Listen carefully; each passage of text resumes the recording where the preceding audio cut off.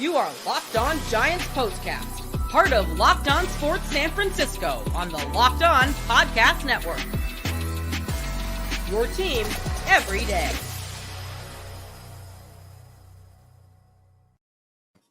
Yo, what's up, everyone, and welcome back to the Locked On Giants Postcast. I'm your host, Eric Triple E Engel. You may know me as the former producer for the Murph and Mac Morning Show on KMBR. And today, the Giants looked completely overmatched as they fall 5-1 to the San Diego Padres in front of a raucous crowd down at Petco Park. Mason Black got the start and continued the troubling trend that has plagued the San Francisco Giants starting pitchers. It took him 34 pitches to get out of that first inning. And again, the San Francisco Giants failed to collect a single hit with runners in scoring position tonight. It frankly never seemed like the Giants had a chance to win this game, especially when you have Manny Machado on the other side mashing balls all night long. 2 bombs from Machado and 3 RBIs. He showed the Giants what real star power looks like tonight, and the Giants straight up don't have it.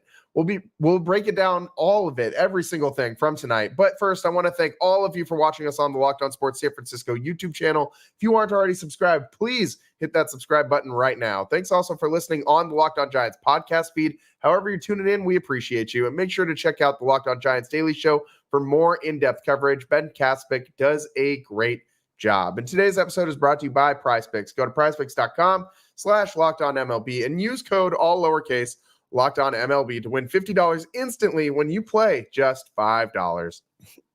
And Giants started this one out, as I said, in the same way that they've played pretty much every game lately. And I know Mason Black's a rookie. I know that they have all these super young guys on this team that are kind of hitting walls all at the same point in time. And I get that they're all young and this is kind of expected to happen. And we can't hold all of these guys' feet to the fire. I get that. But I'm still looking for signs of life from this team. It doesn't change the fact that this team is floundering at the end of the season. And it's hard to watch, man. This is not where this franchise should be. They should be able to have more life in this. Like, this should be fun at this point in the year. Instead, I'm just kind of waiting for this season to end. I'm sitting there looking at the Padres, and they're just having a great time. They're just having a party out there at Petco. I mean, Dontrell Willis in the booth talking about how he just wants to run out of the booth and out there into the outfield and to the Tony Gwynn Plaza and just go have a time with everybody else out there. It looked like, I think it was a sellout tonight. I mean, the yard or the lawn out there in left field just completely packed as well. I mean, it was jumping. That crowd was electric. You could feel it through the broadcast. And by the way, I should mention the broadcast again on Apple TV tonight, which is not my favorite. I had massive issues trying to log in tonight. Missed almost that entire first inning. Had to go back and rewatch it just so I could see Tyler Fitzgerald's error, which let's get into it. That was the biggest play of today. I mean, other than the Machado 2 home runs in that bottom of the first inning, Mason Black was immediately in trouble, gave up a single to Arise and then Tatis Jr. singles, and that's how he started his day, back-to-back singles. Then the fun started for the Padres, and the Giants, figured out more ways to gift free runs to their opponent, and it was after a flyout to Mike Yastrzemski.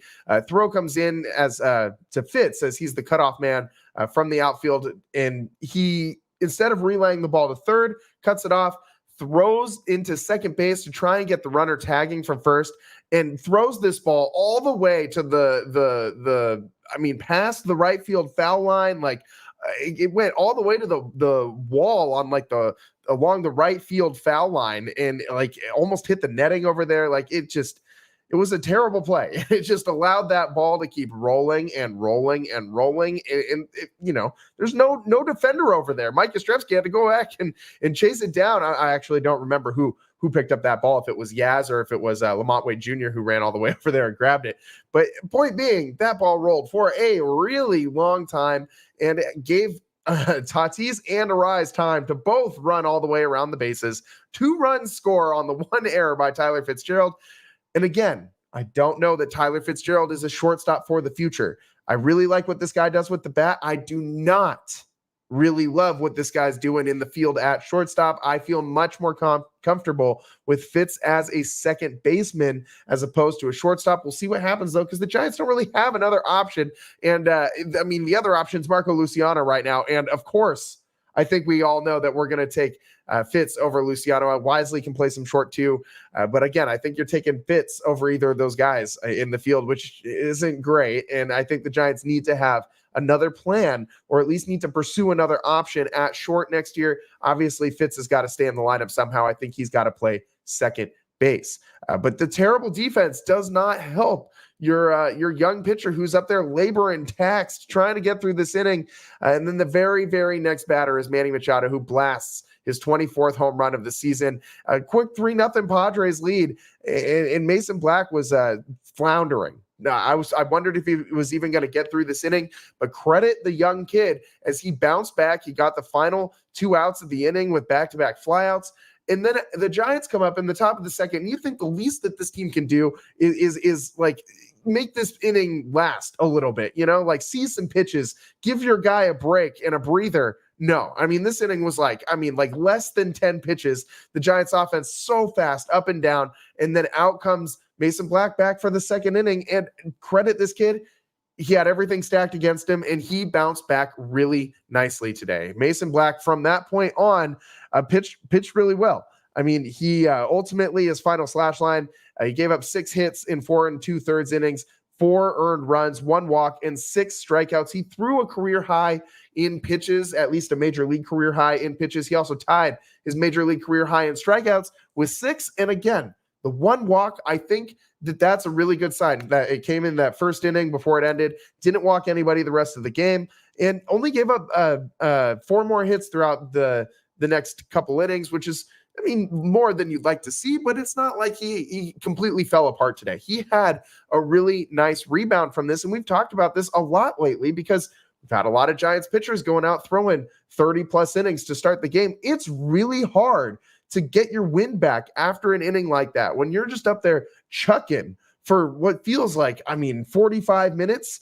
nonstop. Like you're standing in the sun the whole time, at least at the time this game started, you're still standing out there in the sun. You get really hot really fast, and it is tough to get that body temperature under control, to replenish the system, get the electrolytes going.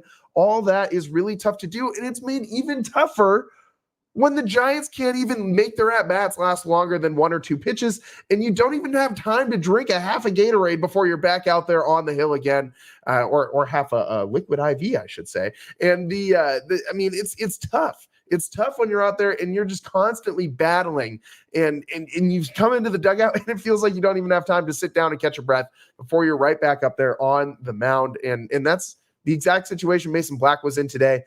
But he rebounded. He bounced back nicely, kept the Giants in this game, gave them an opportunity to come back and win.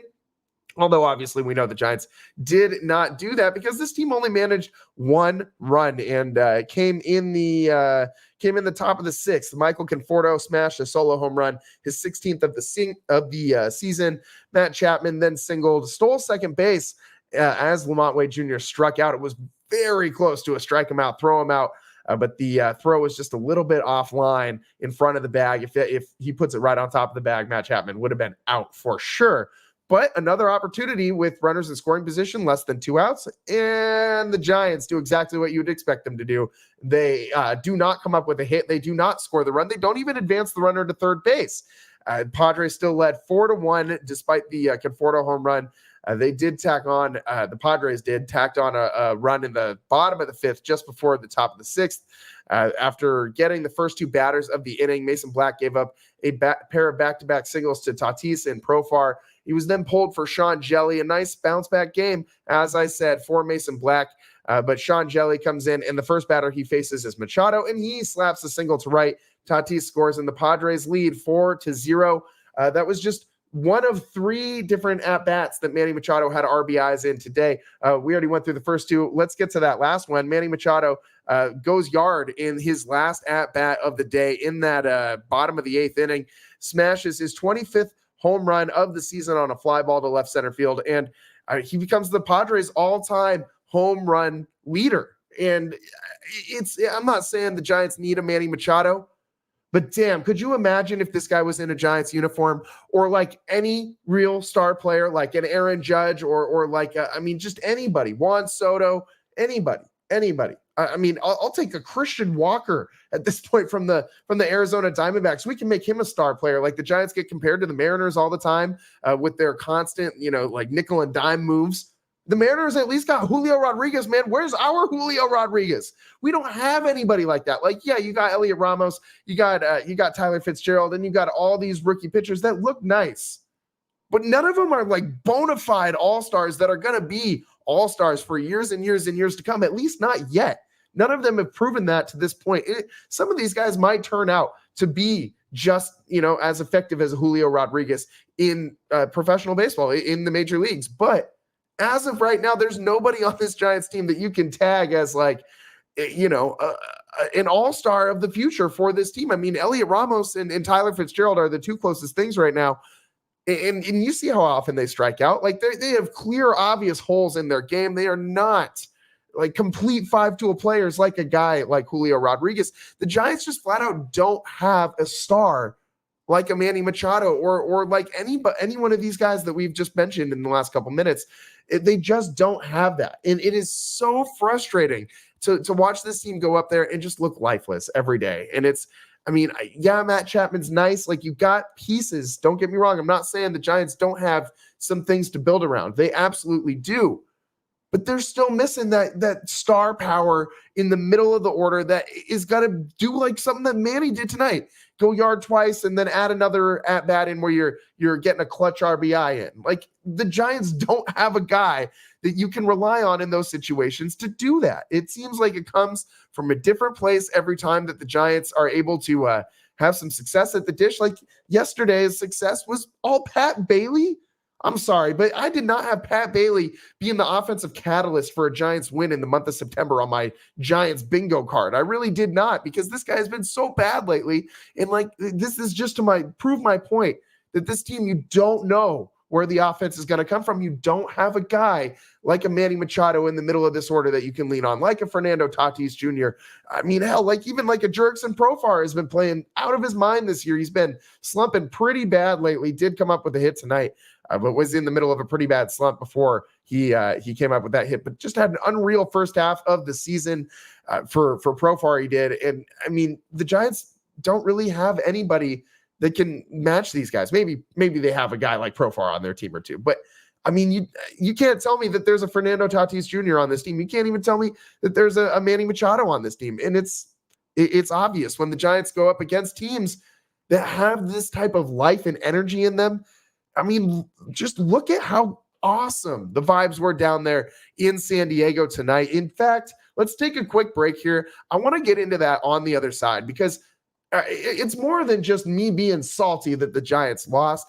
It is so indicative of the two different directions that these franchises are going. I want to talk about the vibes that were down there at Petco Park tonight and just how awful the vibes at Oracle Park were for this last homestand. And just those two things juxtaposed next to each other with the Giants just leaving Oracle Park yesterday and getting to Petco today and just seeing how lifeless it was out there and seeing what it looks like down at Petco right now. Let's take a quick break, get into all that on the other side and more on the Locked On Giants postcast. I'm your host, Eric Triple E Engel. We'll be right back. It's summertime, which means it's barbecue season and it's almost football season. You got to stock up on all your grilling favorites, all the snacks, all the dips, all the chips, and start earning cash back on every single purchase when you use Ibotta. So you won't have to choose between burgers or hot dogs. You can get both. Ibotta is a free app that lets you earn cash back every time you shop. Earn on hundreds of items from groceries to beauty supplies, even toys, so you can make sure you're beating inflation no matter what you're purchasing. The average Ibotta user earns $256 per year. That could cover the cost of an entire shopping trip, that flight you've been eyeing, or that fancy dinner you've been craving. And if you know anything about Triple E, you know me, you know that I love me some fancy dinners.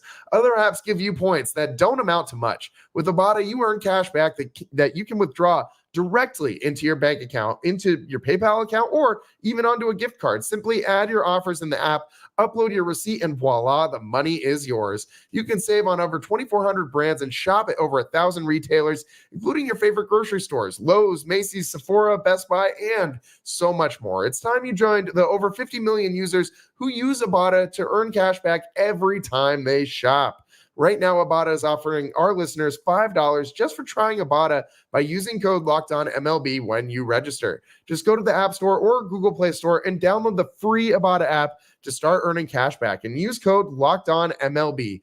That's IBOTTA in the Google Play or App Store and use code LOCKEDONMLB.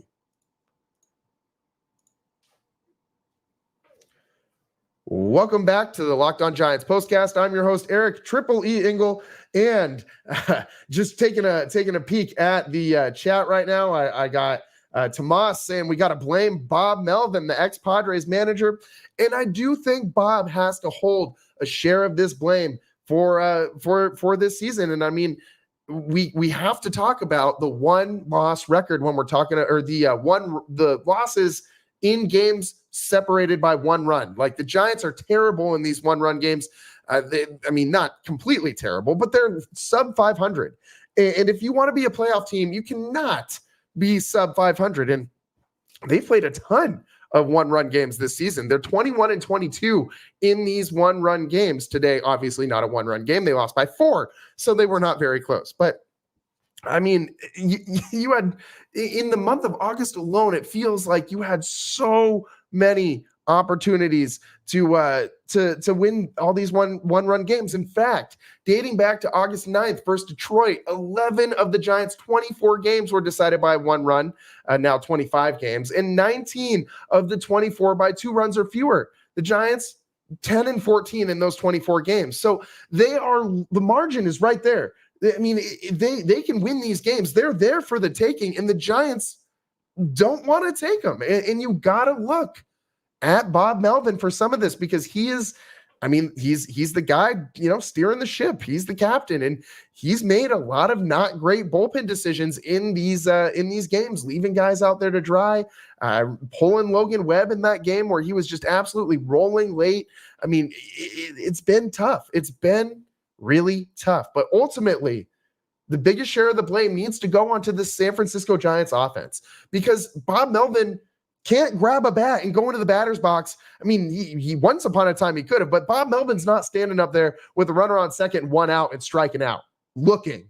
I mean, how often have the Giants struck out looking in these situations? It is, mind-boggling how you just don't swing. And a lot of these are four-seam fastballs. We talked about these numbers on the show the other night. The Giants have watched more strike 3 four-seam fastballs than every other team in the major leagues except for one this season. So the Giants, that is where the blame lies, is with this San Francisco Giants offense.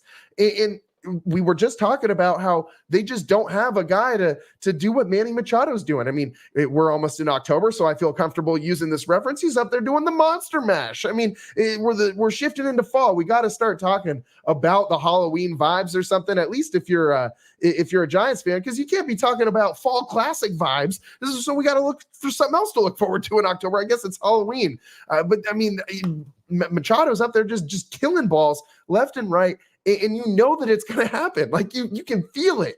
You can sense it when he's got that aura, that presence, that BDE, if you will, that when he steps into the batter's box, what he's the man. Like, he owns that moment.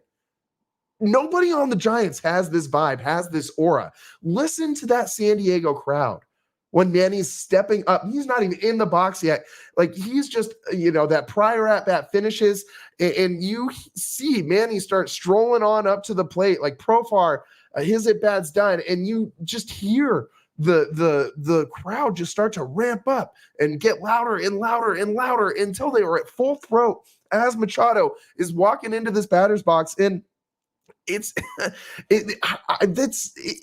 affects the other team's pitcher. Like, it gets to your head. You can't tell me that Mason Black wasn't up there just going, holy yes, this is intimidating in that moment. And he's not going to say that he felt like that, but any rookie that's standing up there with on the road with the away crowd in full throat and their number one star at the dish who is red hot lately, that guy, it's getting in their head. The Giants do not strike this type of fear into any of their opponents. There's not a single hitter on this team who makes that opposing pitcher sit there and go, oh no. Like, there's not a single guy on this team that you're like, oh no, he's coming up now. Every single one of these Giants hitters is apt to strike out in a clutch moment. Every single one of these Giants hitters is likely to hit into a ground ball double play. And I told you we were going to talk about the vibes, and this all kind of gets back to that because all of these things affect each other. Nothing happens in a vacuum, right? So I'm not saying that fans are responsible for winning or anything like that. I'm not taking it that far, but it matters. All of these things matter. And when people aren't going to games because the team is bad in San Francisco, and it looks like you got tumbleweeds rolling around out there with how many, empty hot dog wrappers are just rolling around and in the outfield. And it's not quite Candlestick where they're literally like circling in the atmosphere, but it gets windy out there at Oracle. But point being, I feel like I hear my own claps echoing when I'm out at the yard right now watching Giants games. And then you go down to San Diego and there's not an empty seat in the house. There are people outside the stadium trying to just get a peek of what this team is doing. This is a team, a fan base that believes that they can win a World Series, that believes in themselves and what they got going on. And they are playing exciting baseball. It was a Friday night down there in San Diego and it's a packed house at Petco. It was jumping.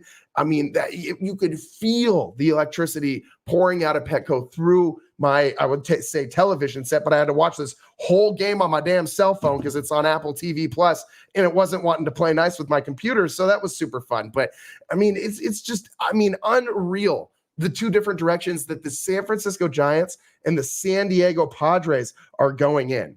It's crazy to me that the Padres of all franchise, I know every, broken clocks right twice a day, right? Like even the most inept franchises will eventually find some success, probably, if you give them long enough. And the Padres, who have been pretty damn inept for almost their entire existence, never won a World Series. They're making the Giants look like a second-rate franchise. The Padres aren't afraid to throw around some money. The Padres aren't afraid to, put their money where their mouth is. And when they want to get people in the stands, when they want to get some life back in this franchise, going out and injecting some damn cash into it and going to get a big name free agent like a Manny Machado, like a Juan Soto when they went out and got him. This is a team that has shown, a front office that has shown that they're not afraid to go make a big move. And how different is that from the San Francisco Giants front office, who seems allergic to making big moves? All they can do is nickel and dime and call this guy up from AAA and sign this guy to a minor league contract, and maybe he'll work out later on in the season. I know every team needs to make moves to stay afloat. I get it. But the Giants seem to be so focused on these minute mini moves that those are fine if you complement them with big moves and big acquisitions. You got to have both. You can't have just one or the other. It doesn't work that way. And I know that San Diego also had all these stars last year and it didn't pan out. And I know that a lot of people are going to point to Bob Melvin for that as well, because the Padres last year, also terrible in those one-run games, just as the Giants are not very good at them this year. So there is, I'm not saying the correlation is causation, but there's some strong correlation there to Bob Melvin being in charge and teams not really winning these close games. That's not been Bob's MO for his entire career, but it certainly has been lately. So I think there is something to that, and I'm not sure what it is. I'm not in the fire Bob Melvin camp. I do think he's a pretty good manager. I like him a hell of a lot better than I liked the guy who was here before. I will go out and say that right away. But this front office has not really given him all the tools that he needs to have, a winning team. We thought that this team was going to be a lot better in the beginning of the year. Injuries have derailed them at the beginning of the season, and the pitching staff falling apart at various times, the offense being inconsistent completely throughout the season. It just wasn't the wasn't the talent level we thought this roster would be at when they signed all these guys in the offseason. But next year's a new year. The Giants barreling toward the end of 2024, just circling the drain with the loss. I should mention they still sit at 69, nice, and 73. And with the win, the Padres moved at 81 and 62. Must be nice, man. Must be nice. Let's take a quick break here on the Locked On Giants postcast. On the other side, we got some more things to talk about from this game. We'll take a quick break and we'll put a bow on this show. Blake Snell was interviewed in the middle of this game, and he said something that was kind of indicative to me about whether or not he would be back next year. So let's get into that on the other side. I'm your host, Eric Triple E Engel. We'll be right back.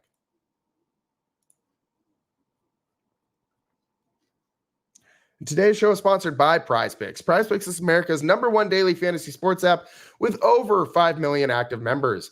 PrizePicks is the easiest and most exciting way to play daily fantasy sports, and unlike other apps on PrizePicks, it's just you against the numbers. All you do is pick more or less on 2 to 6 player stat projections and watch the winnings roll in. You can now win up to 100 times your money on PrizePicks with as little as 4 correct picks. You can turn $10 into $1,000. Sign up today and get $50 instantly when you play $5. You don't even need to win to receive the $50 bonus. It's guaranteed. PrizePicks invented the flex play, which means you can still cash out if your lineup isn't perfect. You can double your money even if one of your picks doesn't hit. Download the PrizePicks app today and use code LOCKEDONMLB to get $50 instantly when you play just $5. That's code LOCKEDONMLB on PrizePicks to get $50 instantly when you play just $5. Don't even need to win to receive the $50 bonus. It's guaranteed. PrizePicks, run your game. Welcome back to the Locked On Giants postcast. I'm your host, Eric Triple E Engel, and today the Giants fall 5-1 to the San Diego Padres. And it's just been a struggle for the Giants as of late. I mean, they have just been losing games left and right. Just so many losses lately. It feels like they lose almost every single series that they play.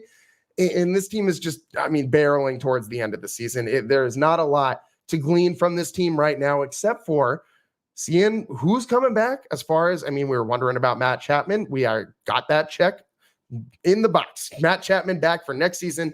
Great. Excellent. Started off the offseason on a high note. That's something that they haven't done in a long time. That's good. So what about the other big question mark for guys that the Giants need to retain?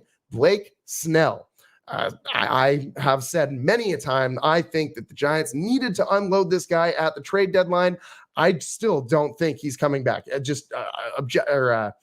you're asking me subjectively, my opinion, I don't think Blake Snell is going to want to come back to a team that is as mid as the Giants. I just think it's that simple. I think he wants to go to a team that has a better chance of winning, and I don't think the Giants provide him that best chance. I could be wrong. He also is a Boris guy. Maybe he just wants more money. So who knows what he does at the end of the season, but he did drop a hint on the Apple TV broadcast when he was asked about his future with the Giants since Matt Chapman signed. And Blake Snell said, after he kind of hemmed and hawed, said that he's focused on the present. And if the Giants approach him about an extension before the end of the season, we'll go from there. So to me, that means, one, the Giants have not talked to him about an extension. Like just off top. Giants haven't talked to him. So I don't know that they are thinking of bringing him back. I'm sure the Giants would be more than thrilled to bring this guy back next year. But that tells me that these two sides aren't even in negotiations yet. And that tells me this thing's probably going to go to free agency. Not all free agents need to work on deals during the season. A lot of guys don't want to be doing the money stuff when they're trying to also do the baseball stuff.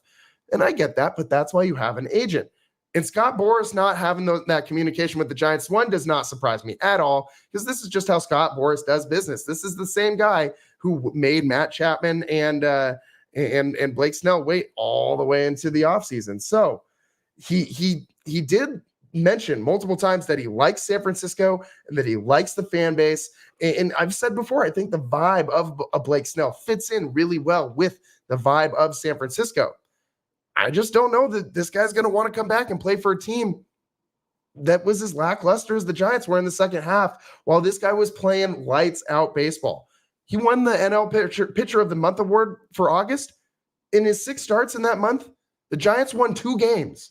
It's not very good. I mean, that's not exactly inspiring a ton of confidence. So I'm not sure that this guy's going to come back next year. It concerns me that the Giants haven't even started to initiate these negotiations, because what the hell are they waiting for? As far as the San Francisco Giants are concerned, you should be starting as many points in the offseason, like as much of the free agency as you can start. You need to start that right now. I mean, don't go and break any, bylaws, but like if you got a guy that you want to extend, it's not like you got to keep that guy focused on winning games so you can get into the playoffs right now. Just sign him. Go call up Boris and get that deal done if you really want Blake Snell back. But to me, I think that this means that it's unlikely that Blake Snell is going to come back next year. He did not exactly fill us with confidence as Giants fans the way Matt Chapman did by saying how much he loves the area, how much he loves this team, how much he just wants to be back. I didn't hear Blake Snell say any of that. I heard him say the fans were cool and the fans were great, which if you went to any games in the first half of the season, the fans were not very nice to Blake Snell. So we'll see what happens. I'm not filled with confidence in this situation. So I don't know, man. I don't know. As for the Giants, as for the rest of this team, they look pretty bad. Like this team did not seem like it had a chance to win this game today. They had 6 hits. They were all scattered for the most part. This team is allergic to rallies, allergic to hits with runners in scoring position, and allergic to wins. I mean, they're 69-73, 4 games under 500. It is September 6th. I mean, again, I stopped looking at how many games back the Giants are of that final wild card spot a long time ago, because it straight up does not matter. The Giants are not making the playoffs. Time to build towards next year. And thing number 1, well, they already did thing number 1, which was re-sign Matt Chapman. Thing number 2 they need to do, re-sign Blake Snell. That is the thing that has got to be at the top of the agenda right now for the San Francisco Giants and Farhan Zaidi. And I think we all know, after giving out that Chapman extension, dude's coming back next year for sure, because guys who are about to lose their jobs don't usually hand out 6-year extensions for $150+ million. That usually just does not happen. So we're reading a lot of tea leaves here. I'm thinking the tea leaves are telling me that Blake Snell's not coming back for the Giants, that Farhan Zaidi is. And past that, there's a lot of stuff that needs to happen for this Giants team to be competitive next year. A lot of guys need to take steps forward. Mason Black showed me some stuff today. He showed me that he's got that bounce back ability. And after that just, laborsome first inning in taxing first inning, he bounced back, pitched pretty well, lasted 4 2/3. So not the longest start in the world, but man, the bullpen needed it, because after they pitched 8 innings yesterday, they've been pitching, seems like, 5+ innings almost every single day lately, with the Harrisons and the Birdsongs and the Snells not being able to pitch deep in the games the last time through the rotation. You needed a guy to step up and do it today. So thankfully, Mason Black didn't just have to, get out of this game after 1 or 2 innings, is able to go 4 2/3, save the bullpen's arms a little bit. Even though the Giants lost, we're taking moral victories at this point in the season, because that's how bad this team is. And that's just where we're at with the San Francisco Giants. Don't forget, we got San Francisco 49ers this weekend. So you're going to want to tune into the Locked On 49ers postcast. I'll be bringing you the postgame live. First week of the season, week 1, we finally have meaningful football. We had meaningful football earlier today on a Friday, and we had football yesterday on Thursday. And it's been a really, really awesome first 2 games of the NFL season so far. And I expect the 49ers to deliver, both on the entertainment factor and in the wins category, a lot better than the San Francisco Giants have delivered on these wins this season. So make sure you're locked in with us on the Locked On 49ers postcast. Make sure you're following us on the Locked On San Francisco YouTube channel. And we're going to be covering it from all angles. And so we appreciate you making us your first listen after these Giants games, and make sure you're making us your first listen after these Niners games, and check in on Brian Peacock's daily show for your second listen on the Locked On 49ers podcast. And make sure I know you guys are already getting Ben Caspick's show, but make sure you're checking out Ben's Locked On Giants podcast as well on for your second listens. After you tune in to the postcast, you got to go and get the daily show as well. That's all the time that we got for you guys today. Giants lose 5-1 to the Padres. It wasn't even that close. It felt a lot more than that. Where is my Manny Machado? I really want a Manny Machado in orange and black, or at least somebody who can do some of these same things. When's the next time we get to have a star, huh? Like, are we just going to be thinking about Buster Posey's ghost forever? I mean, man, this Giants team is abysmal. And with the 5-1 loss, the Giants are now 69-73. Padres 81-62. Must be nice. Must be nice. That's all the time that we got for you guys today here on the San Francisco Giants and here on the Locked On Giants postcast from the San Francisco Giants 5-1 loss to the Padres. I'm your host, Eric Triple E Engel. We'll see you next time. Peace.